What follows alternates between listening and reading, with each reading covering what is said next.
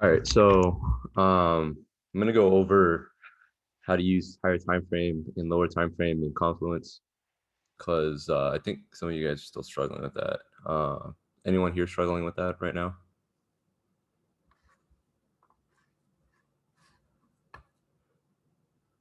Okay, cool. So it should be pretty helpful.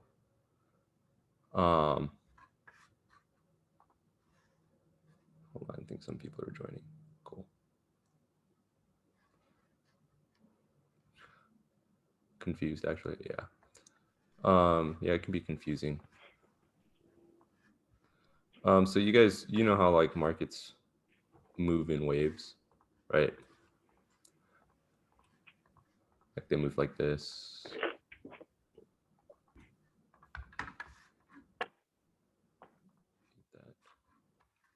And then, you know, if this was your higher time frame, then you have little movements inside those waves. Right? This is like basic shit that like you guys have all been taught, I'm sure, like through like smart money or whatever. Okay, like we all know this stuff. But the thing is, like when you're doing this, very hard to anticipate where these lows are going to be formed because you have POIs here and oops, let me delete that. You have POIs here and here. The market could easily come back to these other POIs. You know what I mean? So for me, I don't really look at it that way. When I do it, I'm looking at trend lines. Okay, and you can argue and say trend lines don't work. Whatever, works for me. And you can back test it on your own. Like if you go in replay mode and you go and you draw a trend, you get like 2 to 3 taps. 3 taps, it's really good confirmation of your trend line.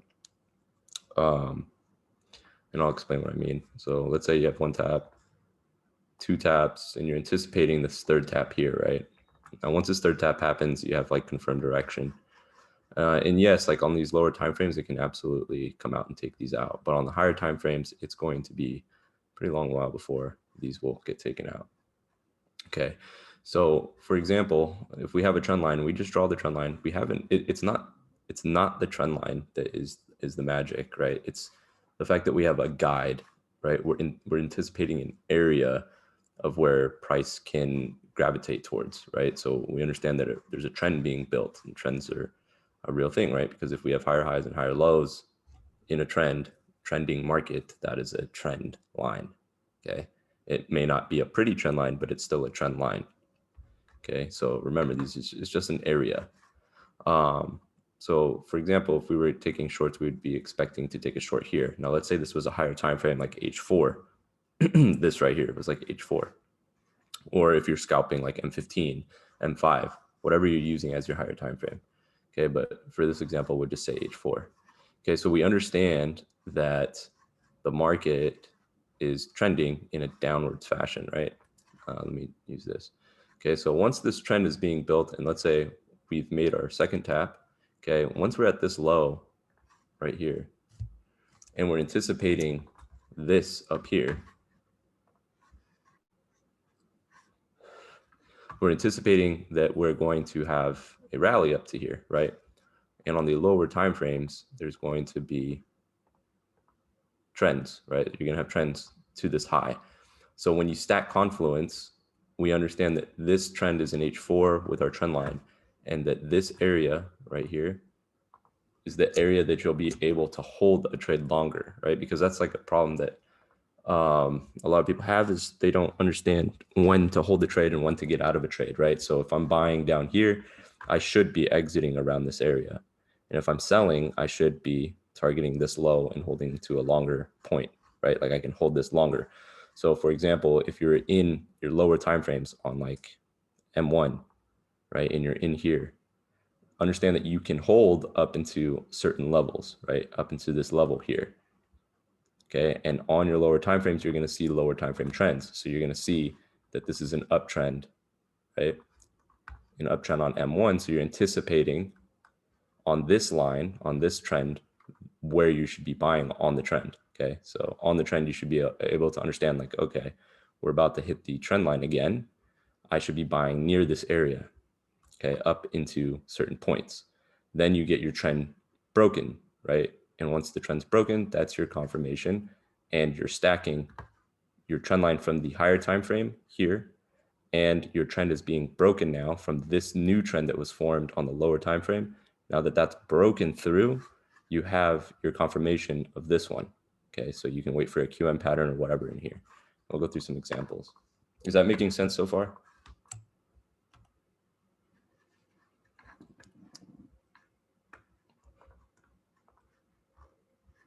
Okay, so for example, here we have, since I'm scalping, I'm using M5. We have an M5 trend being built, right? And I've actually taken executions on this. So yeah, I'll show you which executions I took. But when we go down to our lower time frame, I understand that I can buy up to the trend. Okay, SNR1 right here in line with the higher time frame, the M5 trend. Okay, price breaks down. Okay, confirming this right here, QM being built. Where's my next trend spot? Right here. Okay, remember, this is an area, it doesn't have to be perfect. So I have my sell coming in from here, boom. I'm looking for my next trend spot. I don't see anything here to really sell from other than maybe this QM right here. So, I mean, you can stack this position if you wanted, but for me, it wouldn't really make sense to already have a position here. Okay, price breaks down, SNR2 on the next trend spot. Yeah, I can use M5 trend. I'm scalping. So I'm just targeting these lows, right? But I understand that on M5, this is my trend where I can, like, for example, if I was buying here or something, right? Like, I'm obviously not going to hold all the way up to the highs. Okay. And then I'm also looking at where my targets are, right? So if we go to M15, okay, I can see that there's a QM here on M15. So this is like the target destination, right? And we're coming from this QM here. High, low, higher, high, lower, low. Price comes into it, comes in again, breaks down, taps into this QM now. Okay, so I'm also using, you see this trend is broken now. It's confirming this new trend here. So now I have a new trend to the downside, so I can understand, okay, we have a higher time frame trend to certain levels. So what can I hold this to, right? But, you know, it's up to you if you want to hold it to these lower points. I'm usually just taking off at the lows and just entering and exiting out of the market, right? So I can be buying up into a point, selling, buying up to a point, selling, right? And you can follow the trend. So this is more about trend following, which is good because you want to be in alignment with that, right? Because you can get lost. Like if you don't have your trend, you have no idea where you're at, right? Like if I just took this off, you have no idea like where you're supposed to be in the market, or even if you should be trading, right? So here we have that SNR2 coming in line with the trend, and then it's falling. Okay, so I took a short here, and I took a short here. So I took shorts here and here. Okay, I took a short here as well, which was a stupid mistake.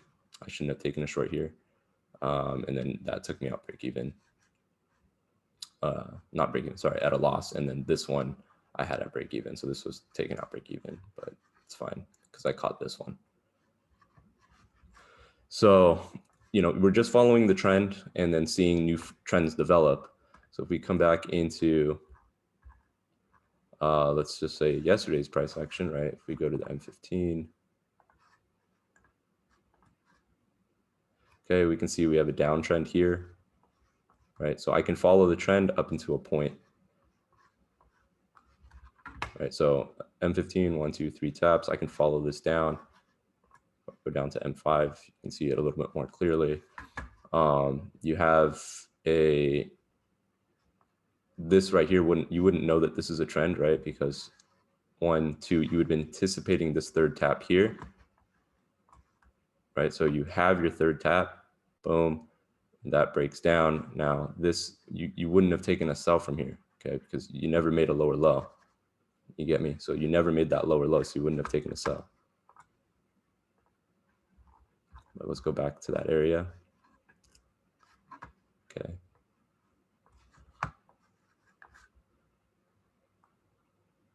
So this looks like the open, right? So we have high, low, higher, high, lower, low. Price never comes back to it, but now we're forming this trend here, right? This is that trend that we're identifying. Okay, now we have one tap, and there's your QM, high, low, higher, high, lower, low. Price, we're anticipating right here to follow the trend, and it comes right into it right here. Here, there was no real idea POI, so I didn't see anything to sell from here. But this also is following the trend line, okay? So you can obviously see that these trend lines are respecting. From here, price moves up aggressively. Like I said, I didn't really see anything unless you were trading like smart money and you just like use this OB or something to take a trade from, but I don't trade that way. So, and then you get this aggressive move down, right? Now, what about this point? Wouldn't we have been anticipating a sell from here? No, because we have no POI, right? We have no left shoulder. We have no type of setup. We have no model. So right here, this is it. You don't take a trade here, right? There's nothing to show. So you have to mix the direction with the setup. Okay. So, when you're paying attention to these higher time frame areas, right? So let's say, for example, you have, I don't know if there's even a trend on the H1 yet, but like, let's say you have your trend on the H1 to the downside, right? We have to understand that price can pull back up into here, right? It can pull back and tap the trend. So if you're thinking of it being bullish and you're trying to hold and you're trying to hold for like, I don't know, inefficiencies in here or whatever you're trying to hold for,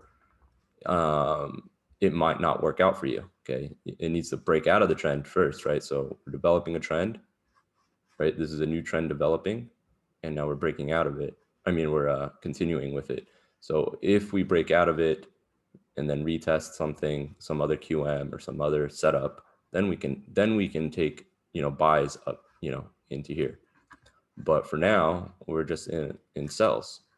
Okay, so just understand that if price starts going bullish, we should be expecting it to reach certain levels, maybe SNR levels. Okay, we don't know yet, right? We need to see this develop more. But if we are taking buys, we have to understand those buys from QMs that are maybe in here are probably only going to reach to certain points. Okay, and then we would just take those buys from M1, and that's still great moves, right? So we understand that that's that hourly trend, and we see some sort of price development. We understand we can take buys up until our trend line. Okay, does it make sense, guys?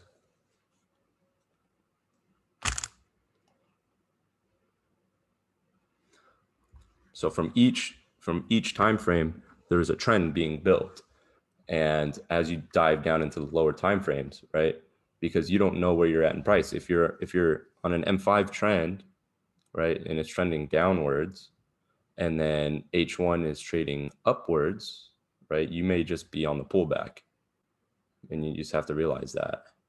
And it's just a lot easier way to understand direction instead of just paying attention to lows, highs, lower lows, lower high, right?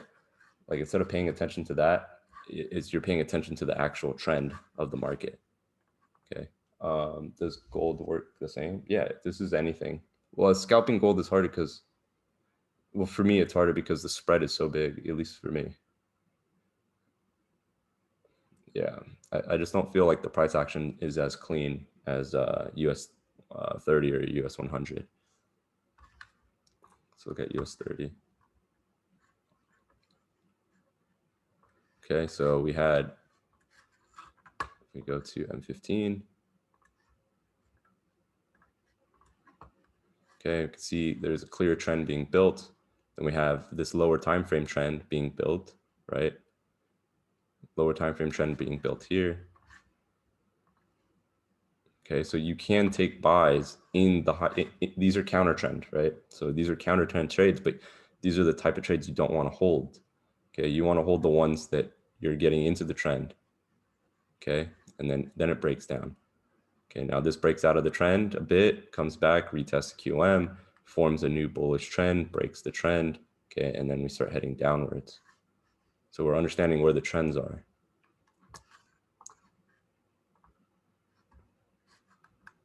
Okay. So 1, 2, 3 taps, right? So we should be looking for some sort of area to sell from here. And you can see how now we have that higher time frame M15 trend with the M5 trend. So on M1, we understand that we can take entries from somewhere in here and be able to hold these, okay, to certain targets.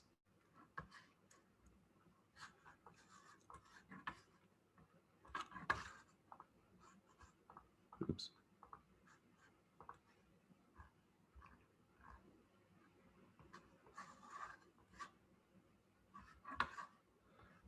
Okay, so here we have this lower time frame trend. The trend is now broken and then retested. Retested at our QM level. Okay, so this is our first confluence here. All right, price drops. Okay, so now when we're down here, right, down here, we can be buyers up into certain levels. We would be anticipating up here, but now the trend broke. Okay, so I took a buy here. This is counter trend, obviously, right? So you have a QM level here, you can take a buy. Comes up, QM level here, and this is in our lower time frame trend. Okay, and our lower time frame trend is trying to go up to our higher time frame trend. So we have our higher time frame trend up here. The trend obviously breaks, retests some SNR2 level, and then we continue downwards, and then we hit our trend line again. Okay, so something maybe in here that we could have taken.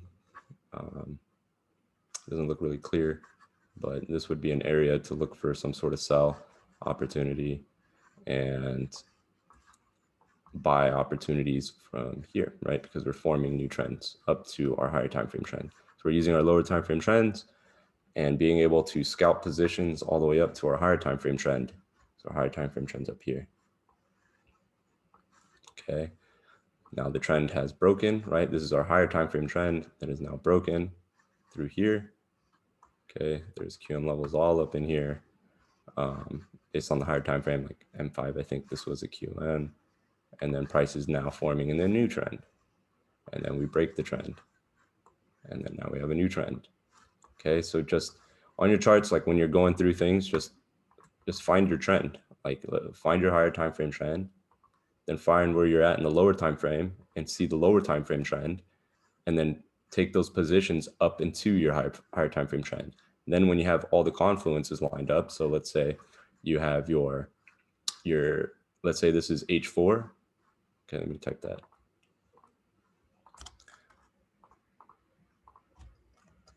This is your This is your H4 trend, okay, going down, right? And then now let's say you have your H1 trend that was bullish at a point right here, right? This is H1 going bullish, tapping your H4 trend, okay, and then breaking down. And then you have, let's say, your M15, M5 trend now in the same area as here. So now you have all the confluences stacked for this to be a longer term hold. Okay, since this would be an H4 chart, you'd be targeting this low, which would be many, many pips. Okay, so if you start noticing, like, okay, I have my H4 trend here, I have my H1 going bullish up into this point here. Okay, and then you start going down the time frames and seeing the lower time frame trends lining up here. Okay, because most likely all your lower time frames are probably going to be matching up right here, and then you can take that trade and hold it.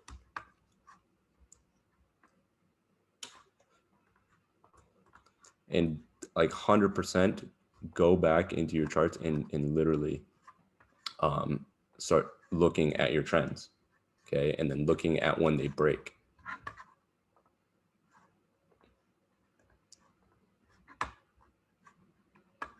Okay, So some type of trend in here, and just observe where they break. What is the best time frame to use for trend lines when scalping gold? I don't scalp gold, so that's not something like if I did. Oh, NAS, I use M5, M15 for my higher time frames, and I'll use H1 as well sometimes. Just depends, because I intraday, so yeah, M15 is good, M30 is good. If I use M1, I'm confirming with M5. If I'm using seconds, like if I'm using a 5-second chart, I'm confirming with M1. But yeah, go into your charts and just observe where all these trends are being made, right? Like on M15, if you see a trend here, okay, observe that trend and see how you can be buyers up into your trend. And then on those lower time frames, look at how you can get into these trades at these trends. Okay, these areas.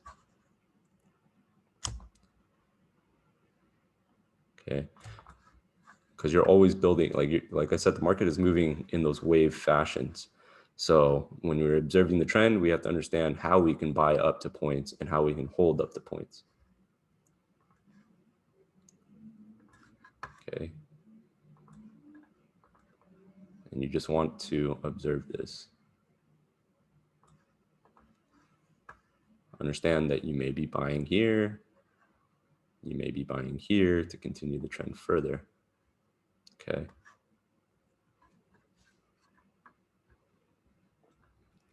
Anybody have any questions?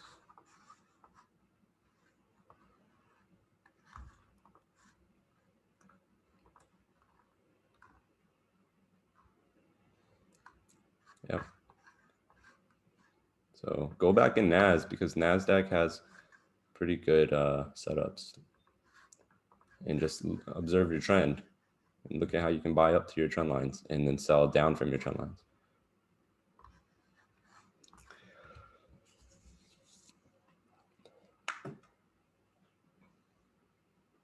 Yeah, NAS has been sweet. And also, what was I gonna say? Just understand, yeah, your direction. Like, just understand that at these points, the trend is most likely to tap. Just understand where you're at in the lower time frame if you guys are scalping, because you can get really lost if you have no idea where you're at. You know what I mean? Like if you're like trying to hold a buy for like some long-term gain, and all you're thinking about is inefficiencies or order blocks or QMs or whatever, like you're gonna be upset when it doesn't get to those levels, right? Because I know a lot of people thought that this was gonna go really bullish right here, right? You have all these equal highs up here, but no, it's just following trend and understanding that, hey, we're reaching like a third tap here, okay? QM here. Okay, so just understand that. Now, obviously we have logical targets because you also have a QM here, okay?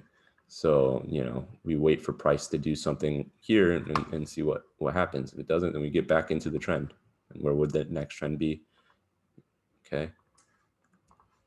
And if not, if it wants to break out of the trend, then we can take a retest wherever that retest is and then go higher.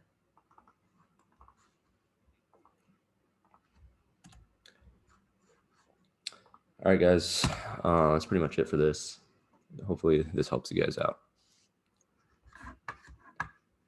No problem.